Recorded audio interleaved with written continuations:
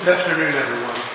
My name is Tim Barker. I'm the District Attorney for York County, and we're here today to go ahead and speak to you about the horrific events that occurred yesterday. I don't lie to my constituents. I never will.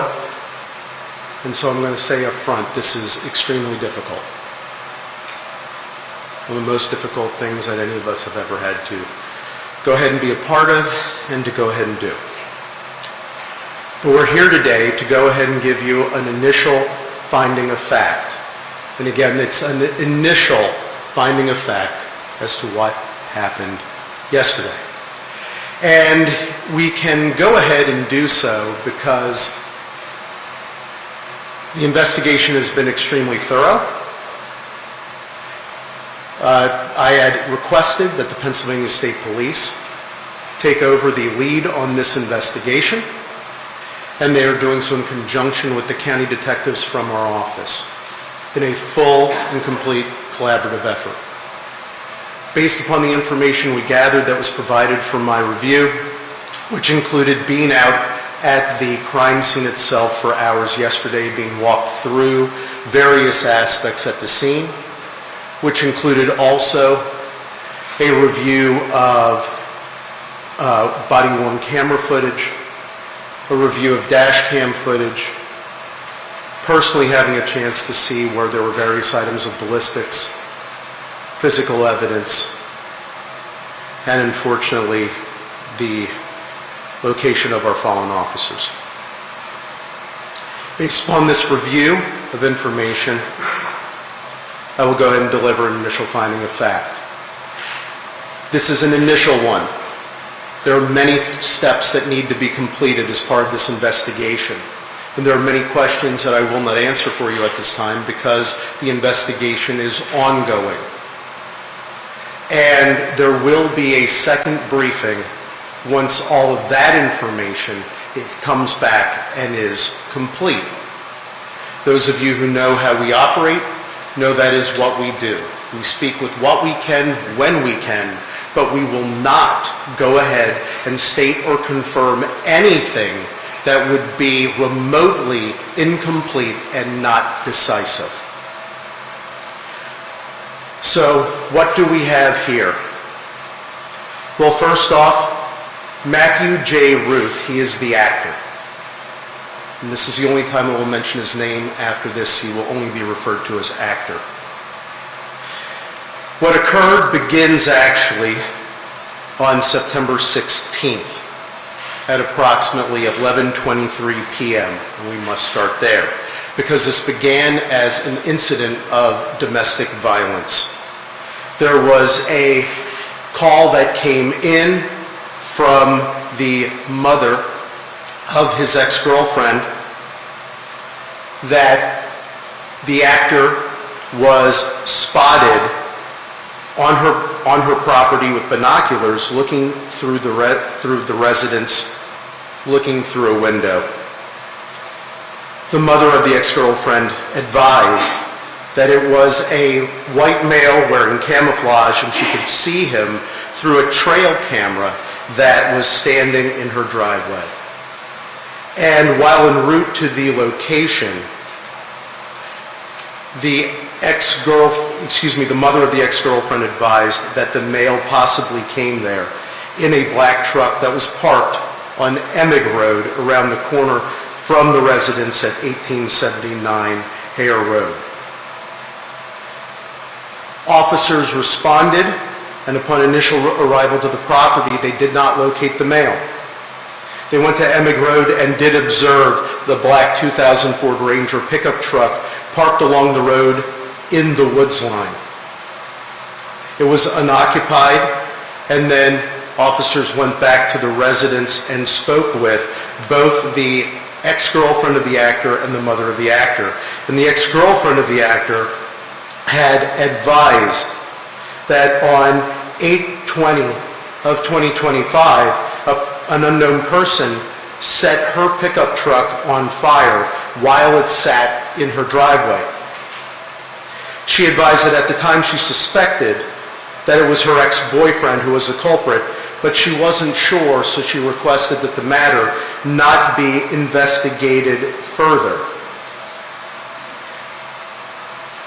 The ex-girlfriend then showed a still photo from the trail camera, and what it showed was a white male wearing all camouflage outfit, standing behind the ex-girlfriend's truck in the driveway. And the male is looking through a scope device with it pointed towards the residence. The ex-girlfriend identified the male in the photo as the actor, and she advised that they put the trail camera up after the incident on August 20th of 2025. The ex-girlfriend confirmed that the actor was, in fact, her ex-boyfriend, and she suspected again that he was involved in the incident of setting her vehicle on fire. She stated that they had dated for only a short period of time and that the actor had never been to her house nor had ever been invited there. The ex-girlfriend also advised that the actor owned and often drove a 2000 black Ford Ranger pickup truck. And when they were reviewing the photo, the officers noticed that the actor had an AR-15 style rifle slung across his chest while looking into the residence. The officers then proceeded over the next several hours, which included assistance as well from the York County Sheriff's Department through the use of their drone, to attempt to locate the actor. They could not find him, despite searching over the next several hours. A warrant was sworn out for the actor's arrest, and the charges in that matter included stalking and loitering and prowling at night. The next morning, detectives from the Northern York County Regional Police Department attempted to go ahead and locate and execute a search warrant on the known residence of the actor. Included in executing that search were 3 detectives: Detective Sergeant Cody Becker, Detective Mark Baker, and Detective Isaiah Emenheiser. 2 other detectives also participated in this search. They arrived at the actor's residence and communicated with his family at 12:11 p.m. They left the residence, having interviewed family and having conducted search at 1:23 p.m. At 2:02 p.m., Detective Sergeant Becker, Detective Baker, Detective Emenheiser, and 2 other Northern Regional detectives arrived on scene at 1879 Hare Road, the location of the incident the previous evening. They arrived and they were searching for the actor.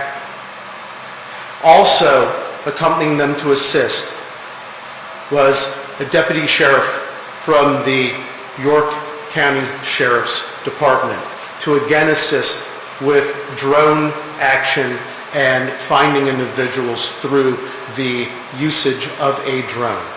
The search went on for the actor, which included various outbuildings, and the drone was being employed to also check neighboring fields.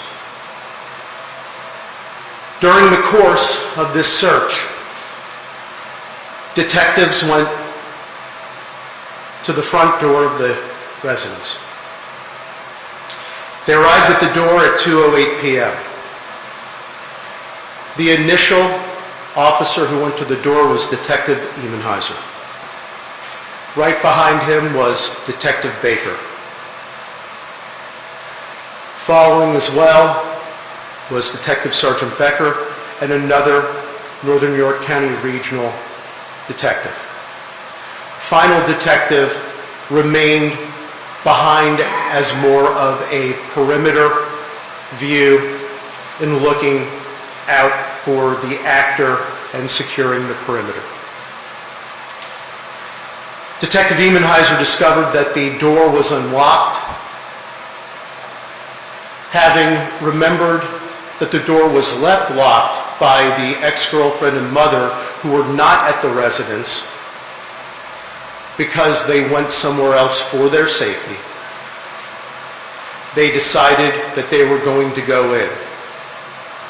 The door was open, and upon immediately opening the door, the actor repeatedly fired at the officers with multiple rounds from an AR-15 styled rifle with a suppressor,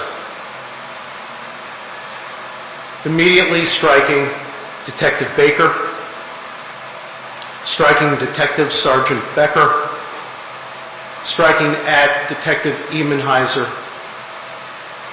who he and the other Northern York County Regional Detective who were there closest to the house, as they tried to go back for cover position. He repeatedly fired upon them. All 4 detectives went down.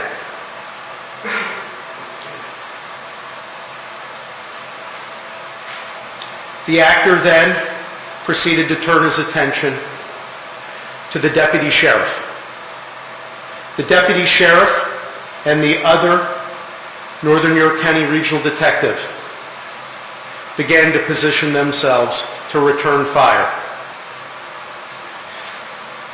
The Northern York County Regional Detective repeatedly fired at the actor.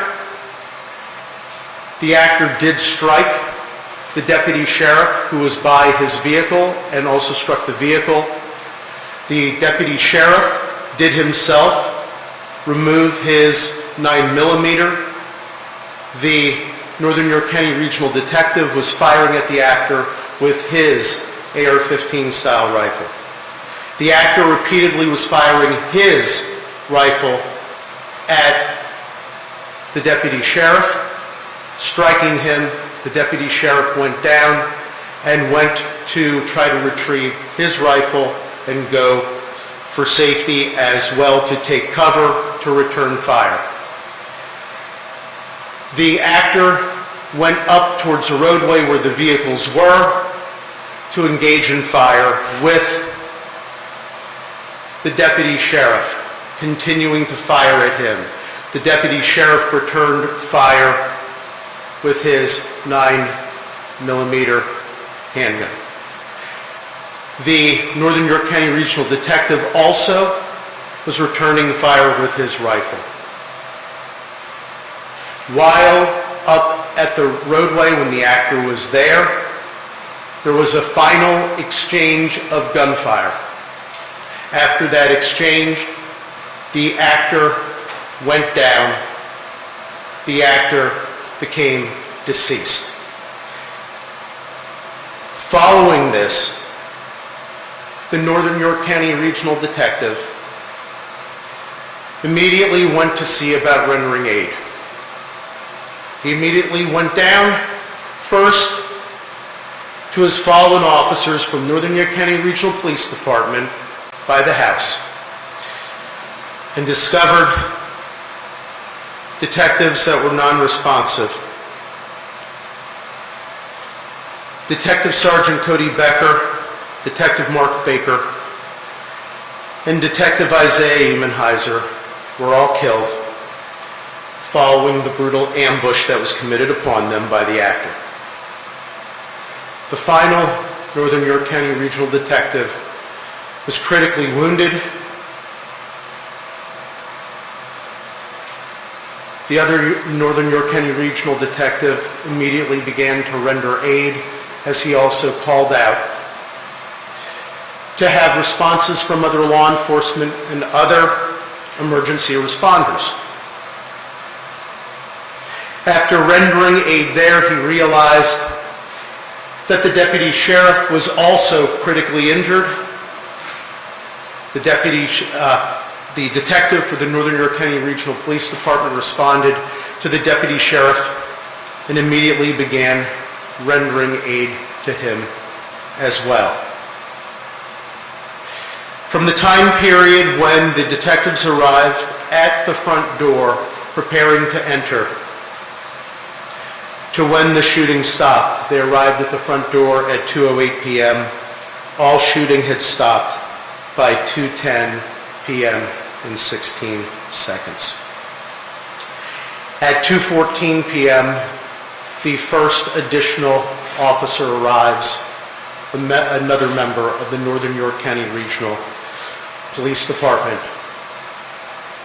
The detective rendering aid to the deputy sheriff requests that the other Northern York County Regional officer go over and place handcuffs upon the actor, not knowing his full status at that point. That was done so.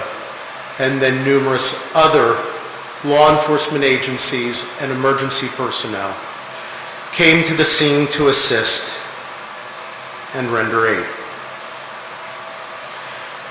The Pennsylvania State Police, as mentioned previously, took over lead in the investigation assisted by our county detectives. Numerous law enforcement agencies came to help to secure the scene, help with any rescue efforts. And when I say numerous, I can't tell you how proud I am of every single law enforcement officer in this whole county. They all came from everywhere to be there to help in any way they could. A search of the scene revealed numerous locations of various ballistics evidence that in a future briefing we will be able to catalog to go ahead and explain what it is following ballistics testing and following other information. Needless to say, at this point in time, from what I was able to observe on scene as shown and explained to me by the investigators, it corroborates fully what we have just stated and also shown through visual and also through other interviews. Inside the house, besides discovering the initial casings from where the actor began his barrage of murderous activity, they also discovered in the basement that he had killed the black Labrador that was owned by his ex-girlfriend's mother, shot one time. We are currently investigating further aspects of motive. So we will not speculate on the full profile of the actor. Numerous other search warrants have been executed. Other things are being analyzed. There is one motive, though, that is clear for everything, and that is the hateful scourge of domestic violence. That is what brought us here. That is what brought law enforcement here. That is what started all the activity. The whole sequelae is there. And yes, thanks to the actions of the Northern York County Regional Police Department, supported by the York County Sheriff's Department, we have 2 lives of the residents there that are saved today. Because make no mistake about it, and this I can conclude by all reasonable inferences from all information without speculation, had they arrived home and not Northern Regional Police Department officers arrived, they would have been killed immediately by the actor. Again, that is not speculation. That is the absolute only reasonable inference from all actions. The detective from Northern Regional who was injured was of course rushed to York Hospital, as you all know, taken into surgeries, was critical but stable. The same is for the deputy sheriff from the York County Sheriff's Department. We are very blessed and thankful that they are stable.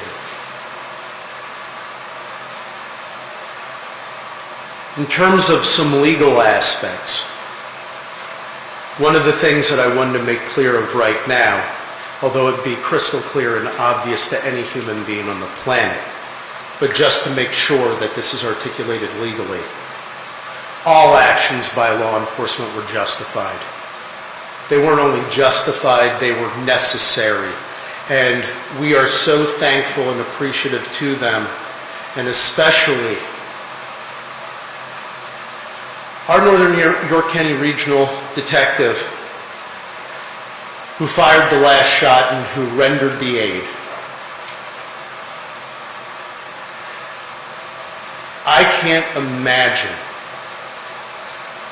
the strength and the fortitude that it takes to immediately, after having seen and been engaged in that, and going down to see what you observe, to be immediately thinking of rendering critical aid and engaging in life-saving action. He saved many lives that day. If the actor was not eliminated and his threat and murderous rampage eliminated, who knows where this would have stopped.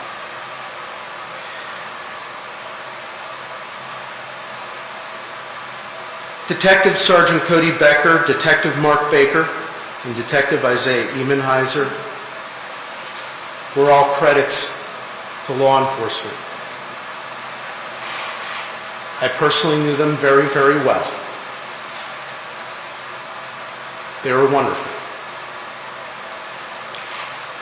They were mission-driven, and that day they continued their mission. Well, their mission is now complete. You kept the faith. You ran the race. You fought more than a good fight. You fought the critical fight for us. Job well done. Mission well served. And we will love you forever and all eternity.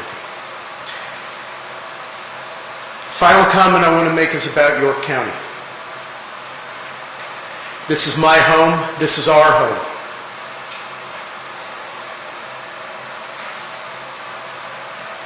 We've gone through a lot this year.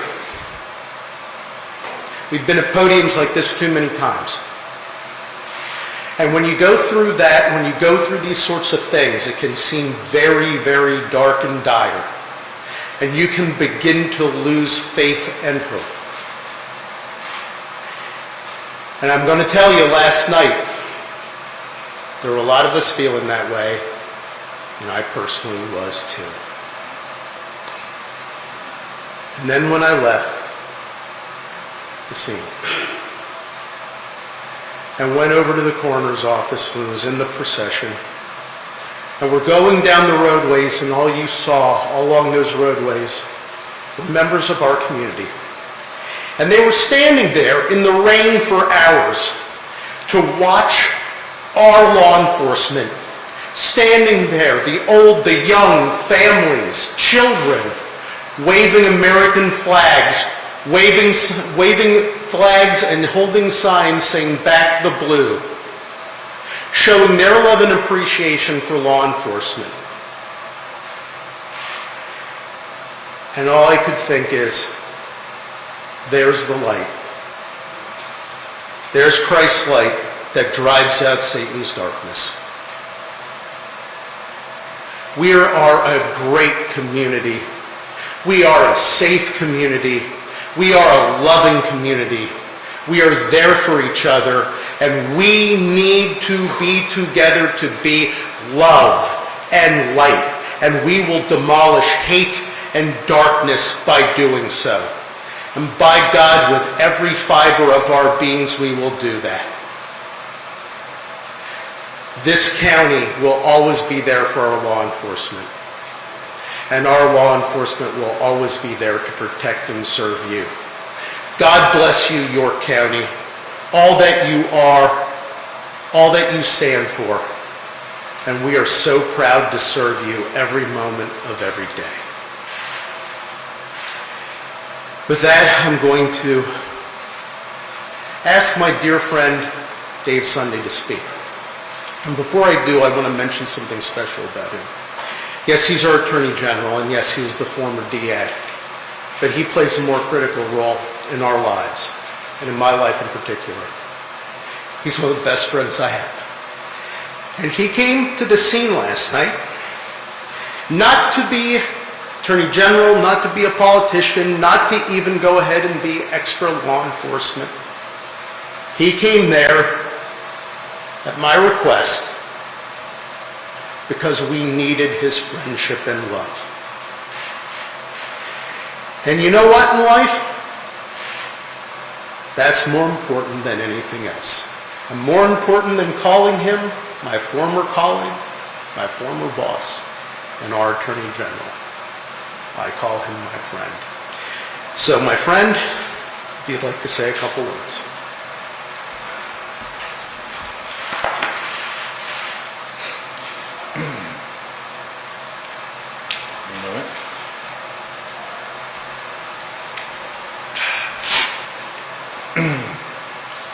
Good afternoon. After tragedies like this, we often look for reasons to explain unreasonable and unexplainable events. But oftentimes none come.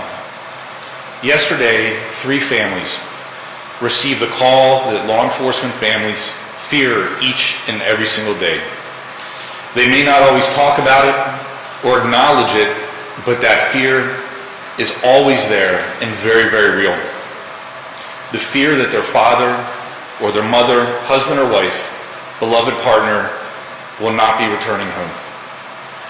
I pray for the families who are dealing with unfathomable loss, and our hearts remain with the 2 families who received a call about their loved ones being seriously injured, and we pray for their recovery. This law enforcement community needs us right now. These families need us. The police departments, York County and the Commonwealth needs everyone to respond with grace, with love, with support, and yes, prayer. Police officers do not ask for awards, accolades, or attention. But the truth is, every single day, they're standing up for their communities, for many people who they have never met before, and putting their lives on the line. Many of us have been in a position where there's been an emergency in our lives, and we've needed help. And we've had to call 911, and the police come. And they oftentimes can fix a situation. They can make you feel better. They can take care of you. And after that's over, they leave.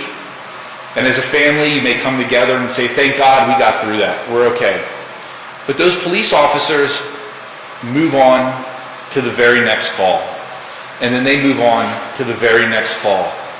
Every day, every week, every month, for years, decades sometimes. And they don't have the luxury of taking a break and saying, you know what, we took care of that one, we took care of that family, we're fine. And this kind of detail in particular, when you're talking about a warrant, is some of the most absolute dangerous work our police officers do, because they never know exactly what they'll encounter. The officers involved with this incident went to a home to protect a woman and her children. They encountered a force of evil, hell-bent on taking lives. Think about that. Think about what these officers went through. And I ask, do police officers not deserve the full embrace and support of society? Being a police officer means kissing your spouse or partner and children goodbye every single morning or afternoon, depending on your shift, and heading off to a job where you have no idea what you're going to run into that day and what will be required of you. Our police officers today are so much more than law enforcement officials. They're social workers, mental health professionals, counselors, crisis interventionists, child care workers. And they have the bright light of public opinion and judgment shining on them every single day. But yet they perform their duties without hesitation, true to their oath to protect and serve. Yesterday, 3 brave officers gave their lives to fulfill their duties. In the midst of that gunfire, their mission expanded from protecting a family to saving one another, and those actions saved lives. Without committed, qualified police officers, any and every community in our nation is susceptible to lawlessness and disorder. Families and children are vulnerable. Our older residents are vulnerable. Who's going to hold the line between a free society and lawlessness? Well, we all can play a role. I've heard it said before that more and more we have come to expect less and less from each other. Looking around our world, it's hard to argue with that. Society has become programmed to devalue human life. Perhaps it's social media or the news environment that thrives on outrage, or the loss of in-person connections and relationships. But that doesn't mean that we have to accept it. We have to get past the attitude that we are not each other's keeper. Step away from the keyboard and talk to a stranger, talk to a neighbor, find a place to lend a hand. If we can't get beyond that attitude of selfishness for the sake of our society, then do it for the sake of these men, these heroes and their families. As one of Pennsylvania's most famous and favorite sons, Fred Rogers once said, "Look for the helpers." I implore us all to not only seek out the helpers, but support and empower them, emulate them. Again, the answers we seek, the logic or reasoning to explain how such a horrible, unimaginable tragedy can happen, they are hard to come by. So let's not rely on answers, and instead take action. Not all of us swear the oath to protect and serve. Not all of us put on a uniform, but we are all capable of being the unrelenting force that overcomes evil. And I think we are. Late last night, after spending the evening at the scene of this horrific crime with our fallen heroes, my friends that were partners when I served as a district attorney, we made a very sad journey with their bodies to York. The rain was falling as if God himself was mourning with us. As I looked outside my vehicle window, lining each rural road, outside each home, standing in the rain were our fellow York Countyans, with American flags, holding a vigil for these men and honoring their sacrifices. I want everyone to know how important that was to the police officers and the law enforcement community of York County. It was so important to each of us who knew these men and considered them friends. That is the humanity that we need in this moment and in our world. Thank you. May God bless and keep these men and their families, and may he protect the men and women in law enforcement every single day. Thank you.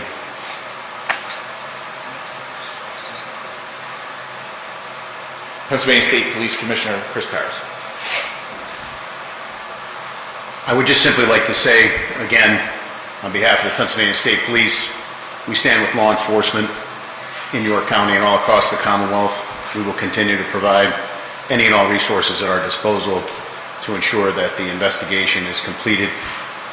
The district attorney here in York County, our Attorney General, as well as the Northern York County Regional Police Department and the York County Sheriff's Department, I will say from a perspective of the police executive, they are a credit to law enforcement, the diligence with which they carried out this investigation from its onset, and the way that they doggedly and methodically did what they had to do in order to preserve life and seek justice is something that I know all people in York County and all people across the Commonwealth should be very proud.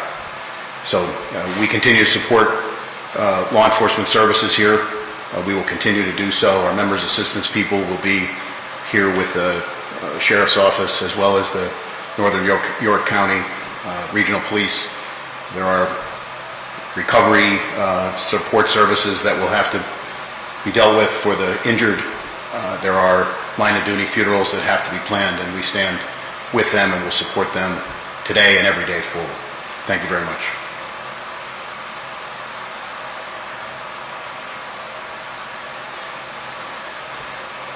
I stand here today to tell you the obvious. Our office is grieving. Our community is grieving. Our fellow men and brothers and sisters in blue are grieving. But what I can tell you, the only way we're going to get through this is prayer. And the support and the overwhelming support from our community, our law enforcement brothers and sisters, helps us to get through this. What I'd ask you to do is pray for my fellow colleague, Dave Lash. 3 of his men paid the ultimate sacrifice. And our condolences go out to you and your family members and to your support staff, because truly without them, we are nothing. They support us every day. I see them over there grieving. I would ask you to go home and pray. And with God's grace, we'll get through this. And pray for one of my officers that are now in surgery comes through. Appreciate the public support. Thank you.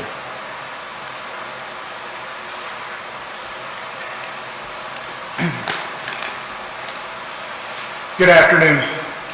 My name is Dave Lash. I'm the Chief of Police of the Northern York County Regional Police Department. Yesterday was a dark day for the Northern York County Regional Police Department and for all of York County and our communities. We are mourning the loss of 3 of our officers, and we continue to pray for the recovery of our 4th and also for the recovery of the York County Sheriff's Deputy. I want to take a moment to recognize the 3 officers we lost: Sergeant Cody Becker, Detective Mark Baker, and Detective Isaiah Emmenheiser. Each of these men represented the very best of policing. They served with professionalism, dedication, and courage.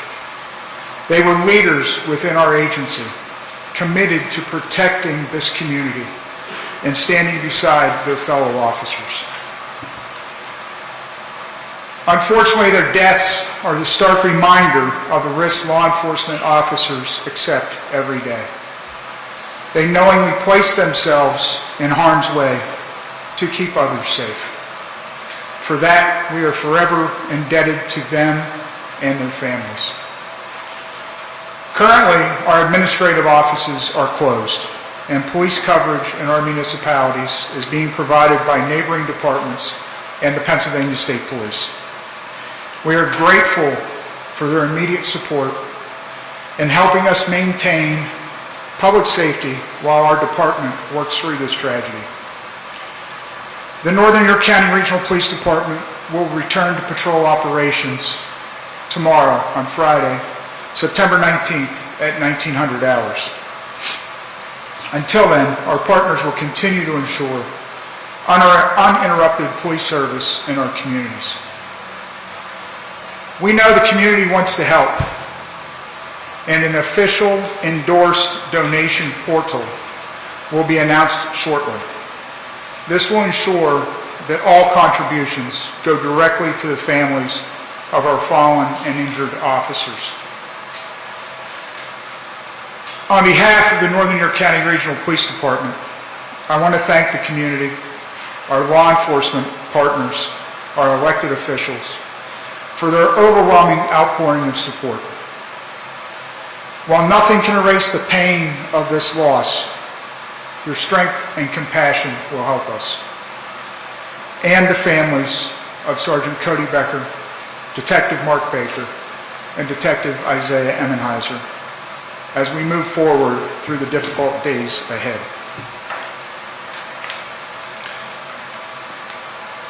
Thank you.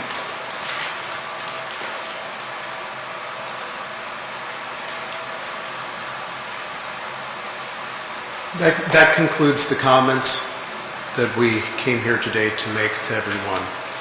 I will be willing to take just a couple of questions, and the reason why I say that, those of you who are familiar with what we do in these circumstances. There will be a complete and full briefing in the future when the investigation is complete. There are many questions that we will not answer today because there is testing that is occurring. There is still information being reviewed and gathered, and we will not make speculative comments in that way. But we will answer a couple, but only a couple. Yes, sir. Do you know the assailant legally acquired the AR-15? How did he acquire the AR-15? Do you know how many rounds he fired with the AR-15 in that 2-minute period? So we do have, so I'll say it this way, we do know what the background is that we are checking on for his ballistics purchases. That's part of the ongoing investigation, and we will be revealing that in the future as part of the briefing as those details are coming in. Second aspect, if you're wondering, is he a person not to possess a firearm? Based upon our information, we could not find any prior criminal convictions that would go ahead and make him a person not to possess a firearm. Regarding any issues with the quantity of ballistics, the only thing that I'll say at this time, a count was being done, but you have to go ahead and determine from which firearm something was discharged. There are methodologies for doing that. We are engaging in those ballistics aspects. So at this time, the only thing I will say generally is he fired many and multiple rounds, because to go more specific could lead to a misstatement of fact, and I will not do that. Were any other weapons found inside search of his home, and who was he living with in that home? I have not disclosed that. First of all, I have not disclosed who he's living with because out of their privacy interests. Second, all of the aspects of the secondary search that is ongoing, those items are being cataloged and are being reviewed. They'll be part of a further briefing in the future, but I am very sensitive to the privacy interests of non-involved individuals as part of an incident, including, as you'll notice, the only names that were mentioned, one mention of the actor, and the names, of course, of our fallen officers. That is out of respect to their privacy interests. But in the future, with the briefing regarding that question, we will be going into detail of a cataloging of background aspects of this individual. Where was the actor located when he started shooting, and where was police located? So, as I stated previously, and I'll just repeat this one more time, at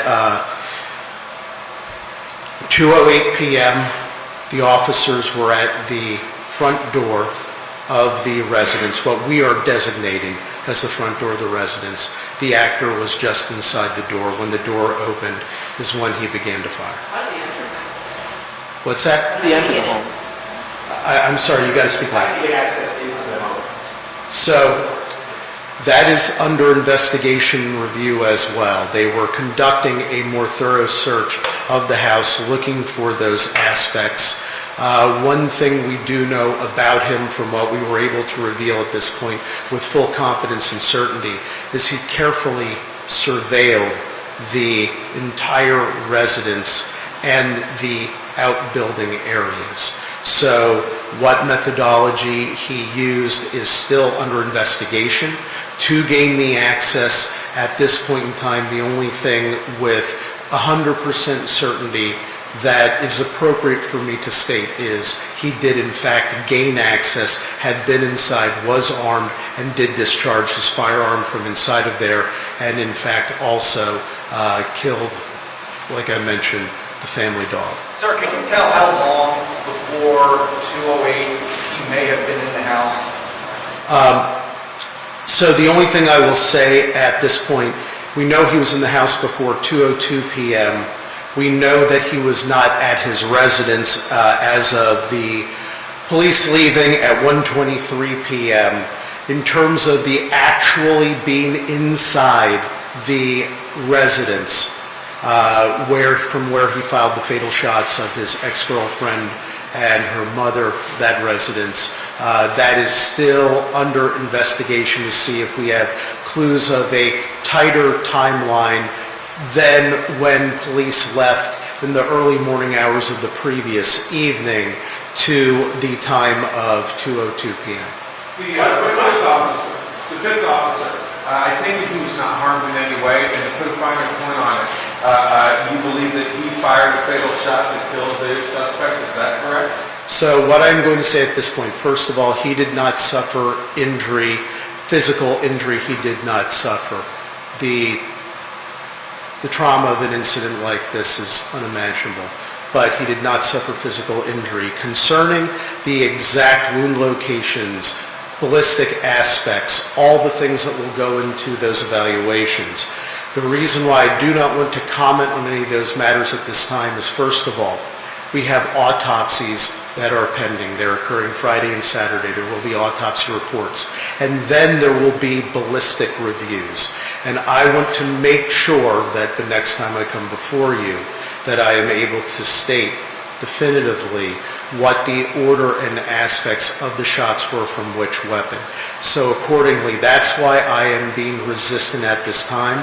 My statement of justification is blanket for every member of law enforcement, regardless what, where, whom, every single one of them, every action they took was 100% justified.